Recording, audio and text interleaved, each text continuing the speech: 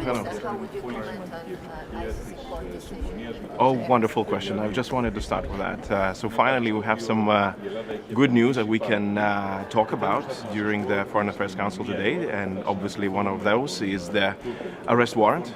I think that it's not just a legal step forward, but it's also a moral step forward. We've been asking always for a special tribunal, as you know, for the crime of aggression, and we've always been told it's very difficult to imagine that we could go all the way to reach out to those who are politically responsible for the crimes committed in Ukraine. And now the ICC showed that it's possible.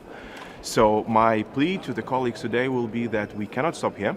We crossed this threshold, and I think that we can go legally all the way as well, meaning that we should establish a special tribunal, and we should seek for those responsible for the crime of aggression, which in many of our minds is also Mr. Vladimir Putin.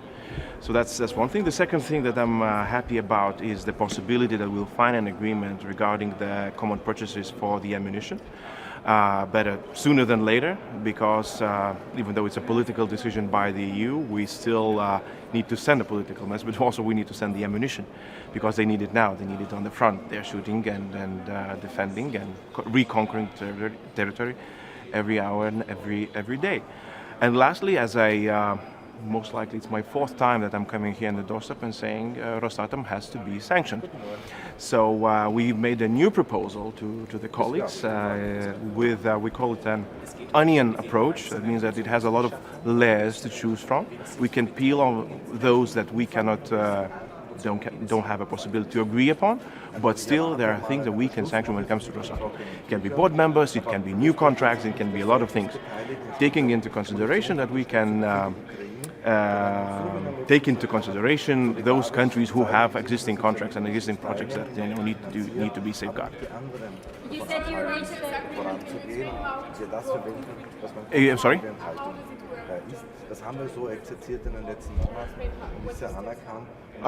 Well, first of all, it's a money that we would devote to the European Peace Facility, as we did in the past, but this time it would be earmarked specifically for the ammunition.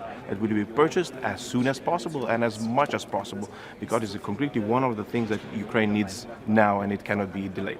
And it's a new process that you're setting up. So joint procurement is a Yes. new process. So will that be quicker than member states? Hopefully yes. That is also, a political statement, and I'm honestly, even though the debate is regarding whether it should be a European industrial, procurement or worldwide, I think that first of all we need to take into consideration that speed is of an essence. But then again, it's also a message to the European producers that if you produce fast enough, I mean, there is there is some very clear amount of money put on the table that you can use. And who should be doing the tenders? Who should be doing the tenders? The defense agency or? I would leave that to those who are. Yes, but that is a very good point. European as worldwide production has not increased, because they are waiting those factories and industrial factories that are producing ammunition and actually any other weapon systems. They are waiting for the tenders for the future. Should they increase the production capacity or shouldn't they? I'm hoping that this agreement shows them that yes, they can increase. And finally, because not just Ukraine will need in the future the ammunition. Countries, as small as Lithuania, we are procuring more than we did a year ago. We're increasing our GDP spend to defense. Now it's almost 2.7%, and probably that's not the end of it. Ich bin jetzt auch da wieder kein Experte der verschiedenen Kaliber, das ist jetzt nicht meine Aufgabe, aber ich glaube, wichtig ist für mich als Außenminister, dass wir tun, dass wir heute eine Einigung erzielen, ganz klares Signal der Solidarität, der weiteren Unterstützung. Please do it. There's no way. I mean, there's a whole process going on in Switzerland that we are observing very closely, but I have to. probably my argument is that Switzerland also depends on the European security architecture. It depends on others being secure in order for Switzerland to be secure. So there are ways how to contribute to that security, not just be dependent on the others. So that would be my argument, but I hope that it will be solved. And truly, we are very much waiting for that decision. It should be a two-way street. That's a good point. Yeah.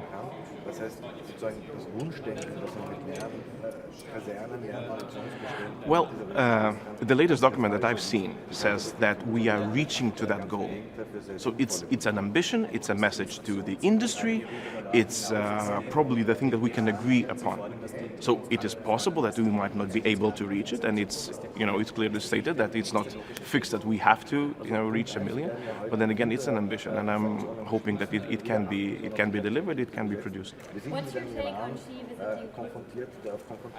Well, probably not as happy as before the ICC announcement. Well, visiting a war criminal is, brings a different light to the whole visit, and I think that my guess is that President Xi he feels that he was deceived. By the agreement that signed just before the war. He was deceived about the war, and now he understands that he's being dragged in to the situation even without his with a lot of his room for his say. That's not the ideal situation for him. And on accountability, now that the ICC is going after Putin, do you think the German proposal for a hybrid tribunal would be better? From my understanding, never really tried Putin.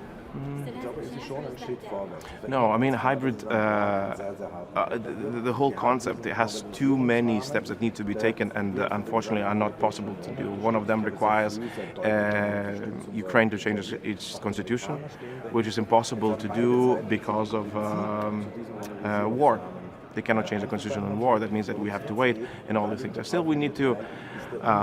We've talked about this a lot of times, but I remain convinced that the only way is to go to UNGA, not to put up expectation that we would manage to have 140 votes for the special tribunal. There shouldn't be that expectation. My point is that we need to have half, which is required, and build from there.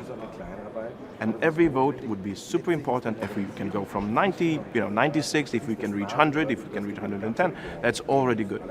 And that should be our very practical approach. But it has to be established. Okay, thank you.